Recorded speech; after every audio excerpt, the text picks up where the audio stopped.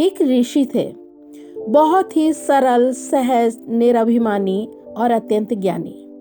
दूर दूर से लोग उनके पास शिक्षा प्राप्त करने के लिए आते थे। एक राजकुमार भी उनसे शिक्षा प्राप्त करने के लिए आया।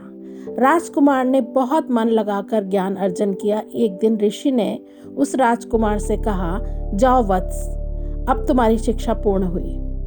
अब इस शिक्षा का उपयोग करके तुम अपना और दूसरों का जीवन बेहतर बनाओ। राजकुमार ने जब उन्हें गुरु दक्षिणा देनी चाहिए तो गुरु ने कहा, अगर तुम मुझे गुरु दक्षिणा देना ही चाहते हो तो वह चीज लाओ जो पूर्णतया व्यर्थ हो। उस पर राजकुमार ने मन ही मन सोचा, गुरु अगर मांगेंगे तो मैं उन्हें कुछ भी दे सकता हूँ। ये गुरु ने क्या मांग लिया, ये तो बिल्कुल आसान चीज है। आसपास कितना कुछ व्यर्थ है, मैं तो कुछ भी गुरु को दे सकता हूँ। ये सोचकर उसने जैसे ही मिट्टी उठाने के लिए जैसे ही हाथ लगाया तो मिट्टी बोल उठी, ठहर मनुष्य, ये क्या कर रहा है? तू मुझे व्यर्थ समझता है? तेरे खाने पीने से लेकर बहुमूल्य धातुएं और अनेक ऐसी वस्तुएं क्या मुझे से तू नहीं उत्पन्न करता है? ये विविध रूप, रंग, वेश, ये क्या मुझसे ही नहीं उगते हैं? मिट्टी की बात सुनकर राजकुमार सोच में पड़ गया और फिर वो आगे बढ़ गया। वो थोड़ी दूर गया था कि उसने देखा एक स्थान पर गंदगी का ढेर लगा है।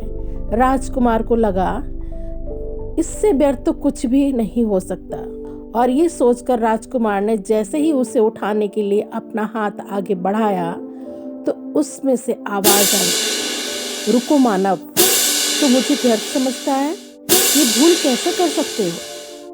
क्या तुम भूल गए कि धरती को पोषित करने वाली खाद मुझसे ही बनती है? तुम्हारी फसलों को प्राण और पोषण मुझसे ही मिलता है।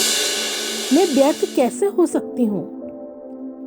युवक अब सोच में पड़ गया और मन ही मन मुस्कुराने लगा। गुरु का दिया हुआ आखिरी सबक अब उसे समझ में आ चुका था कि व्यर्थ कुछ भी नहीं हो सकता। जो दूसरों को व्यर्थ और तुच्छ समझता है और वह अहंकार के सिवा और क्या हो सकता है? राजकुमार तत्काल ही पास जाकर बोले, गुरुवर, मैं अपना अहंकार आपके चरणों में रखता हूँ।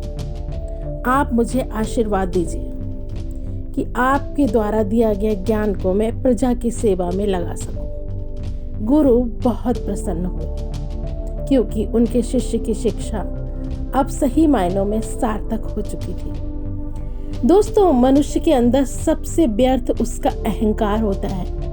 अहंकार जितना बढ़ता जाता है, मनुष्य के गुण उतने ही घटते जाते हैं।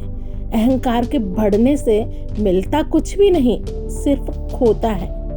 क्या खूब कहा है किसी ने, अहंकार में 3 गए, धन, वैभव और वंश। ना मानो तो देख लो रावण, कौरव और कंस। दोस्तों, यदि आपको हमारे वीडियोस अच्छे लगते हैं तो प्लीज़ सब्सक्राइब करना ना भूलिएगा। धन्यवाद।